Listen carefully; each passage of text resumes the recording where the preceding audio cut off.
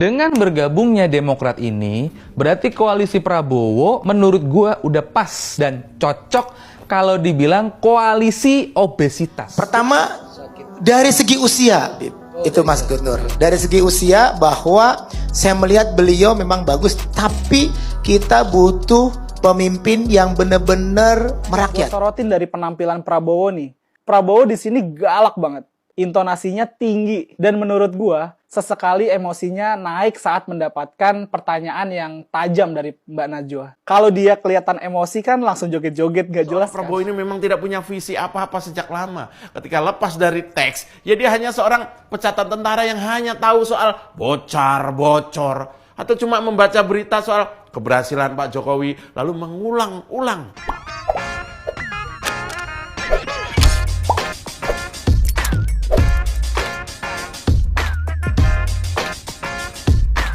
Terus tiba-tiba sekarang kok tidak milih Prabowo lagi tapi milih Ganjar, kenapa itu alasannya? Kita bicara dulu sama sekarang beda. Kenapa dulu? Karena saya pikir Prabowo sudah 3 kali saat itu. Ini yang keempat kali.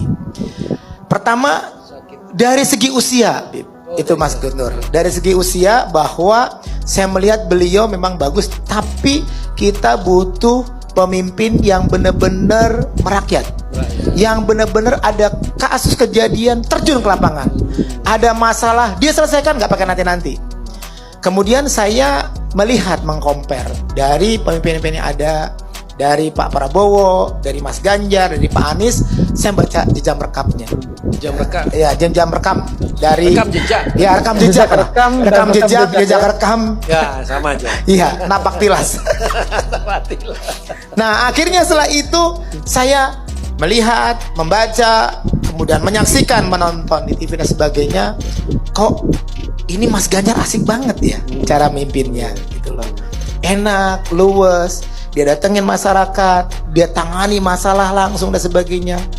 Saya serp. Saya tanya istri saya, "Mah, apa kira-kira? Kalau Mama Ganjar cocok kali ini?" Baik sahabat sekalian, barusan kita menyaksikan bersama sebuah statement atau pernyataan yang dilontarkan oleh salah seorang alumni 212 dan pendukung Prabowo yang pada periode lalu maju di dalam pencapresan. Beliau mendukung Pak Prabowo, namun kali ini ia pindah dukungannya dari Prabowo ke Ganjar. Dan ketika dimintai keterangan atau pernyataan mengapa ia lebih memilih Ganjar ketimbang Prabowo, dan satu kalimat yang mungkin kita dengarkan bersama tadi adalah ia lebih memilih Mas Ganjar karena memang ya usianya masih muda. Karena untuk menjadi presiden juga usia tua juga sulit, karena ketika terjadi sesuatu di lapangan tidak bisa turun cepat. Yang dibutuhkan rakyat saat ini adalah ketika dia sulit langsung pemimpinnya turun ke tempat tersebut.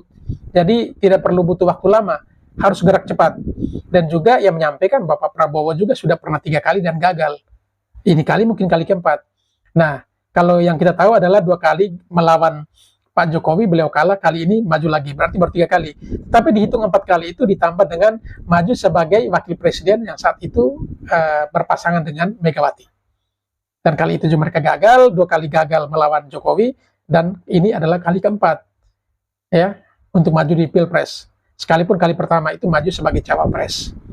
Dan pernyataan dari salah satu alumni 212 ini memang bagus pernyataannya, bahwa ia lebih memilih orang muda karena Pak Prabowo sudah tidak muda lagi. Dan yang berikut, Mas Ganjar itu ya ia lihat dari rekam jejaknya, ia pertimbangkan dari Mas Ganjar, Pak Anies, dan juga Pak Prabowo, mungkin orang yang paling tepat menurutnya adalah Mas Ganjar. Karena yang rakyat butuh adalah ketika sulit dan saat itu adalah pemimpinnya turun langsung ke tempat. Nah, yang gue sorotin dari penampilan Prabowo nih, Prabowo di sini galak banget. Intonasinya tinggi dan menurut gua sesekali emosinya naik saat mendapatkan pertanyaan yang tajam dari Mbak Najwa. Kalau dia kelihatan emosi kan langsung joget-joget gak jelas kan? Mungkin udah di brief kalau emosinya itu harus joget-joget kali ya. Atau mungkin ada yang ngingetin dia dan ngodein dia di pinggir panggung kalau pas emosinya naik. Oh iya, ada ide Prabowo yang menarik buat gua nih. Saat ditanya soal penanggulangan korupsi, dia bilang mau naikin gaji PNS. Menariknya adalah apa jaminannya kalau gaji naik, korupsi turun, Pak? Karena menurut gua, dasar korupsi itu kan keserakahan, Pak, bukan pendapatan. Buktinya banyak yang ketangkap korupsi itu orang yang berduit kok. Jadi nggak ada jaminan pendapatan naik, terus korupsi turun. Terus soal pendapatan para pekerja juga dibahas sama Prabowo. Jadi di acara itu, Prabowo bilang, nggak mau anak-anak bangsa punya pendapatan rendah, maunya bisa punya pendapatan tinggi. Soal ini gue nemu sebuah artikel menarik nih.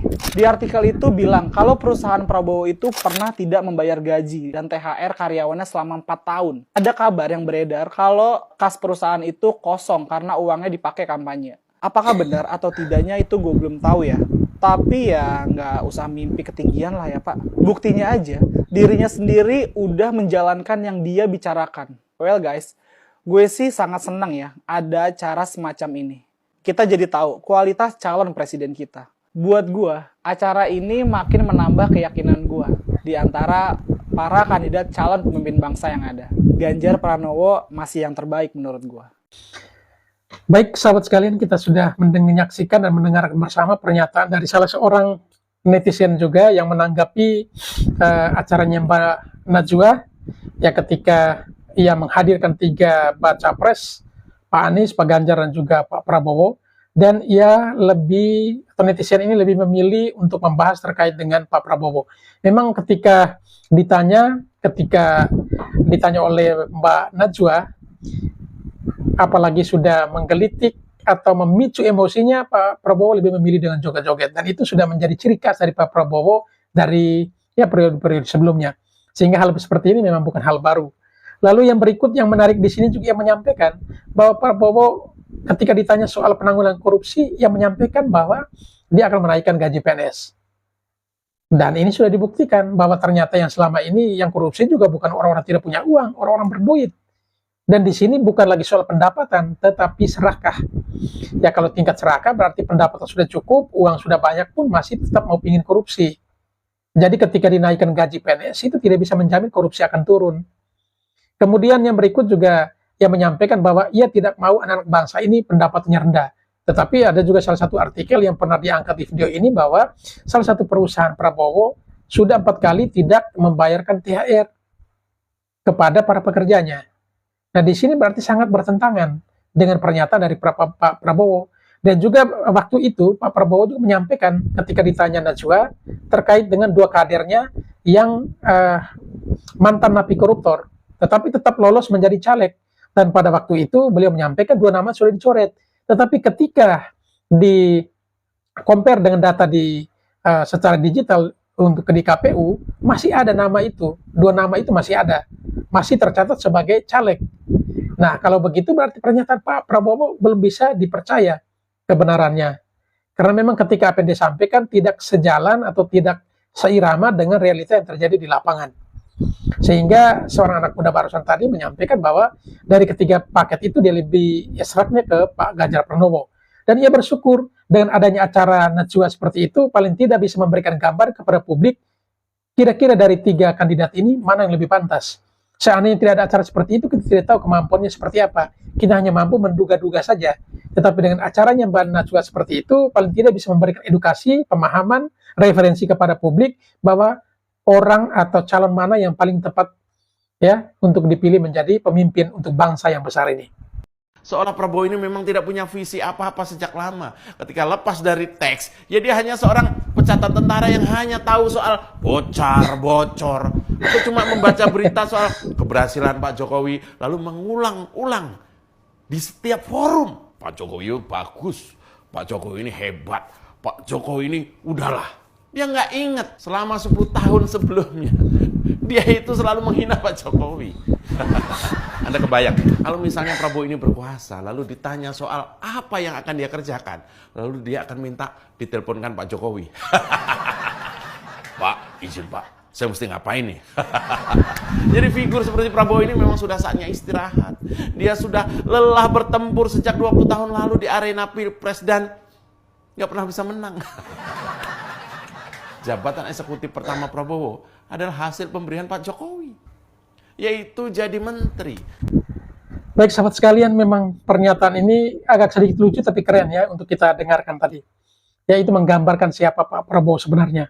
Nah, memang benar kalau jabatan publik pertama kali itu diberikan oleh Pak Jokowi yang notabene musuh bebuyutan Pak Prabowo ya ketika masuk dalam kontestasi untuk Pilpres 2 kali gagal, head to head dengan Pak Jokowi gagal, dan ketika Pak Jokowi periode kedua menjadi presiden, diberikan kesempatan kepada Pak Prabowo untuk menjadi Menteri Pertahanan. Dan disinilah rekam jejak itu dimulai oleh seorang Prabowo menjadi pejabat publik, karena sebelumnya adalah beliau seorang TNI, kemudian berakhir dengan tragis, ya, kejayaannya di TNI, lalu setelah itu tidak pernah menjadi pejabat publik lagi, hanya menjadi ketua umum partai, iya. Tetapi untuk menjadi menjadi pejabat publik itu belum terjadi selama 20-an tahun. Tetapi ketika Presiden Jokowi terpilih pada periode kedua, maka dipercayakannya jabatan Menteri Pertahanan kepada Prabowo Subianto. Dan memang seperti yang disampaikan tadi, bahwa kita bisa lihat figur Pak Prabowo yang memang usia tidak bisa membohongi kita lagi, karena ketika teks itu tidak ada, beliau bingung mau ngomong apa. Dan itu ya memang kita lihat dan kita saksikan di beberapa acara yang diadakan oleh Najwa Shihab. Ada yang bikin gue kaget.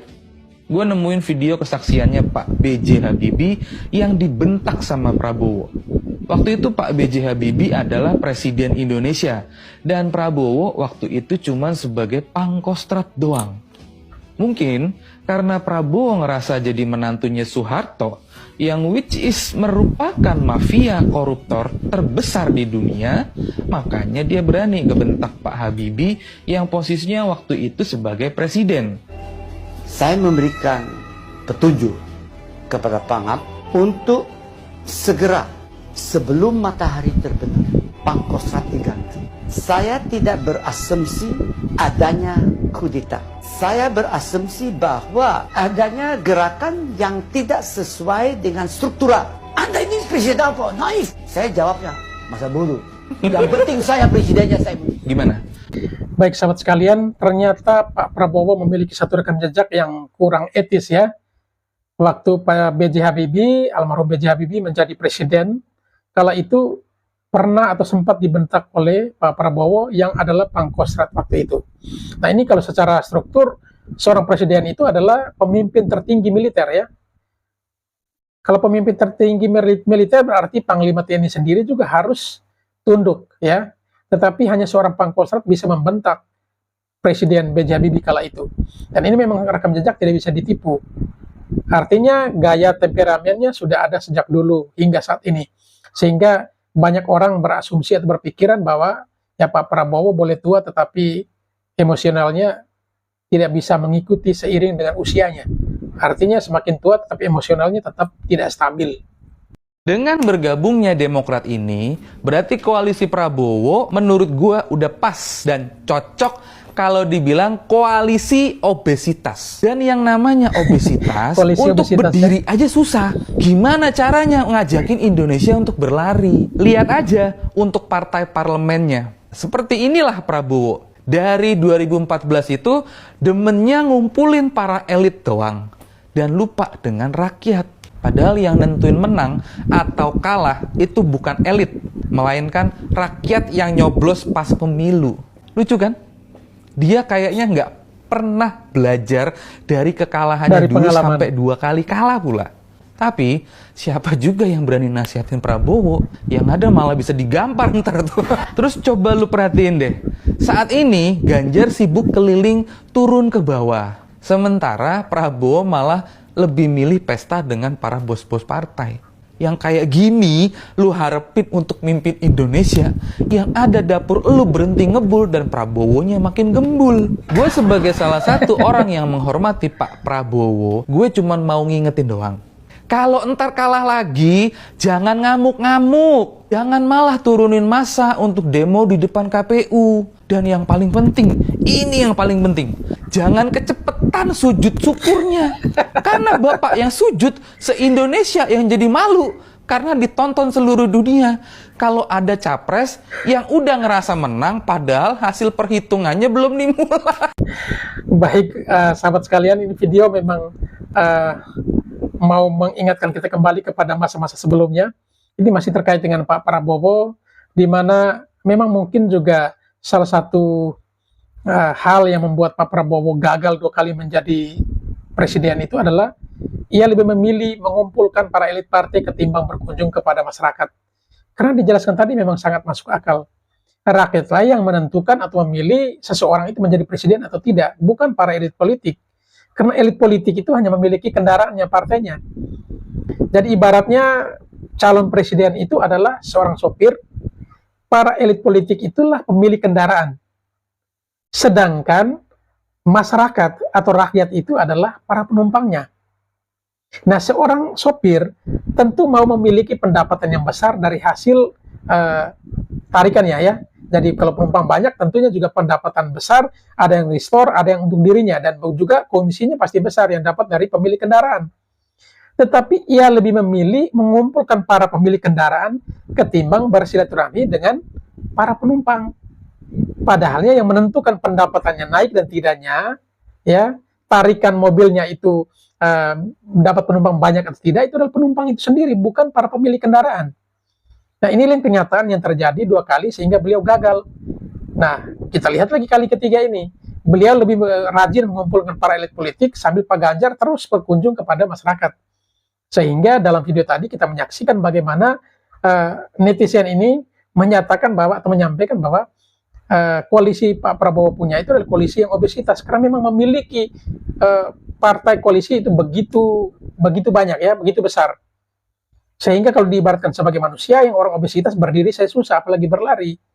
Dan di sini yang kita harapkan adalah pemimpin yang memang benar-benar mau membawa Indonesia berlari lebih cepat. Tetapi kalau dia sudah terlanjur obesitas, ya susah untuk bisa berlari. Dan ini memang diilustrasikan demikian.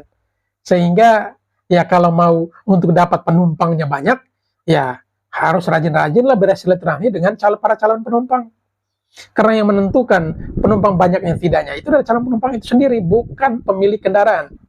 Sehingga ini yang mungkin perlu menjadi catatan atau perhatian Pak Prabowo untuk ketiga kalinya ini. Biar ketiga kali jangan gagal lagi. Ketika dari kehadiran mereka, disinilah saya tahu bagaimana matinya orang-orang itu, di mana dibuangnya saya tahu betul. Astagfirullah.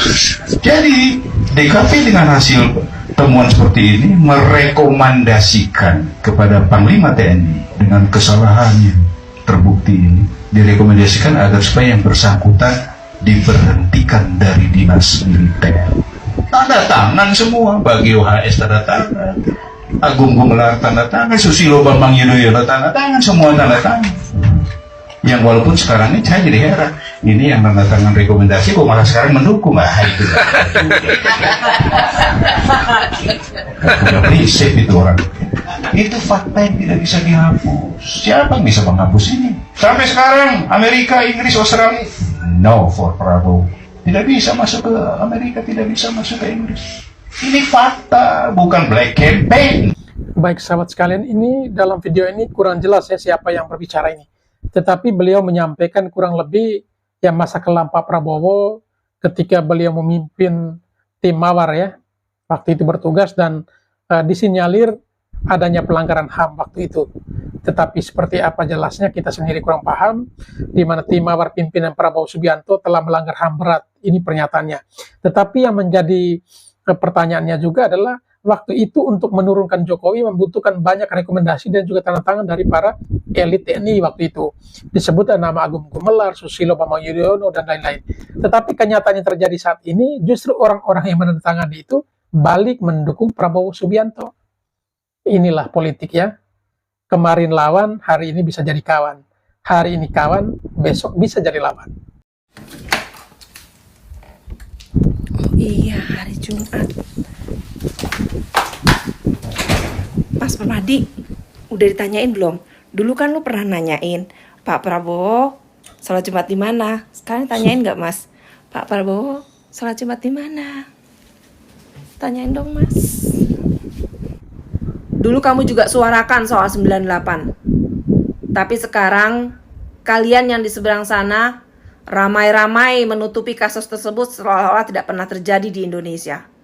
Ramai-ramai menutupi seolah Prabowo tidak pernah terlibat dalam 98. Sedangkan sudah sangat jelas tim Mawar yang dulu bergerak 98 sekarang ada sebagai staf khusus di Kemenhan.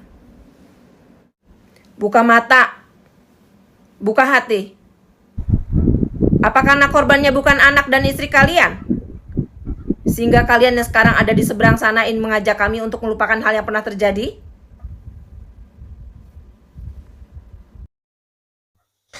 Baik, ini adalah satu buah video dari salah seorang warga negara Indonesia yang tinggal di Jepang ya. Beliau menjadi salah satu pendukung Ganjar Pranowo dan juga relawan Ganjar di Hong Kong. Kalau tidak salah ini di Hong Kong. Hong Kong apa Jepang? Jepang. Dan beliau menyampaikan terkait dengan satu statement yaitu menolak Lupa 98. Ya, ini disinyalir masih ada keterkaitan dengan Prabowo Subianto kala itu. Dan ia menyentil nama Permadi, ini Permadi Arya kalau tidak salah ini, atau Abu Janda, yang dulu sangat menentang Prabowo namun sekarang balik mendukung Prabowo. Dulu sering tanya setiap hari Jumat, Pak Prabowo sholatnya di mana? Sekarang sudah diam ya, tidak bertanya lagi. Dan dulu sering angkat tentang isu 98, sekarang bungkam ya, tidak bisa berkata-kata lagi. Dan itulah lagi-lagi politik ya, kemarin lawan sekarang bisa jadi kawan, sekarang kawan, besok bisa jadi lawan. Kita tidak tahu itu. Dan namanya politik seperti itu, berubah-ubah, sangat dinamis. Ya, semoga Indonesia baik-baik saja dan bisa mendapatkan pemimpin yang amanah, yang nantinya akan membawa Indonesia untuk bisa menggapai 2045 menjadi Indonesia emas 2045 ya, menjadi negara maju lah. Minimal harus bisa setara dengan negara lain. Kita harus akui bahwa dua periode ini kepemimpinan Pak Jokowi, Indonesia sudah sangat luar biasa diakui di dunia, dan bahkan negara tetangga seperti Malaysia pun harus mengakui ternyata Indonesia maju satu langkah lebih cepat dari Malaysia yang sebelumnya. Malaysia sering dikait-kaitkan dengan negara yang ya lebih maju daripada Indonesia sekalipun kita tetangga. Dan kita harus buktikan bahwa Indonesia yang kaya raya ini tidak hanya menjadi penonton, tapi harus bisa menjadi pemain inti di dalamnya. Dan secara dunia, Indonesia patut untuk diperhitungkan. Males saya kalau kasih pidato baca teks. Malas pidato pakai teks ya. Bukan itu. Bayangkan kalau saya baca teks, kalian bosan semua kan? Saudara-saudara sekalian, arah pembangunan ekonomi menunjukkan gejala yang tidak baik. Kita harus berani memberantas kemiskinan. Kemudian teks, ya. dalam rangka itu kita harus juga memberantas korupsi. Korupsi adalah penyakit yang akan menghambat kita dan harus kita selesaikan. Kita harus tingkatkan pelayanan kesehatan dan obat untuk rakyat. Baik, dengan berakhirnya satu buah video ini terkait Pak Prabowo Subianto, berakhirlah sudah perjumpaan kita dalam video kali ini, masih dari video-video reaksi terkait dengan dunia politik, dan pada kali ini video terkait dengan capres dari Partai Gerindra, yakni Pak Prabowo. Sudah banyak hal yang kita bisa dapatkan atau banyak poin yang bisa kita catat dari video barusan. Ya, ada beberapa buah video yang coba direaksi pada kesempatan kali ini untuk bisa lebih mengenal lebih dekat siapa Pak Prabowo Subianto sebenarnya, yang saat ini maju sebagai capres dari Partai Gerindra. Dan di sini kita sudah bisa melihat ya bagaimana kemampuan, bagaimana rekam jejak yang dimiliki oleh seorang Prabowo Subianto, yang tentunya memiliki banyak catatan ya. Catatan positif, catatan negatif, semuanya ada. Karena namanya manusia pasti tidak lepas dari salah dan dosa. Tetapi dengan adanya video ini paling tidak bisa memberikan gambaran kepada publik, kepada kita sekalian, untuk bisa mengukur sejauh mana kemampuan Prabowo ataupun juga rekam jejak yang pernah ia tinggalkan Indonesia ini seperti apa, kita sudah bisa melihat. Dan nantinya tinggal saat yang tepat untuk kita bisa menentukan sikap kita, siapa pemimpin yang paling pantas untuk membawa sebuah kapal besar yang namanya Indonesia ini untuk mengarungi samudera yang besar, yang luas, sehingga ia boleh tiba di tempat tujuan dengan selamat dan mampu menahan badai ombak yang silih berganti datang untuk menghadang kapal tersebut. Hanya seorang nakoda yang memiliki kemampuan dan skill yang luar biasa, yang kompeten, yang mampu membawa kapal yang besar ini tidak karam, tetapi akan tiba dengan selamat sampai dengan tujuannya. Sekian dan terima kasih.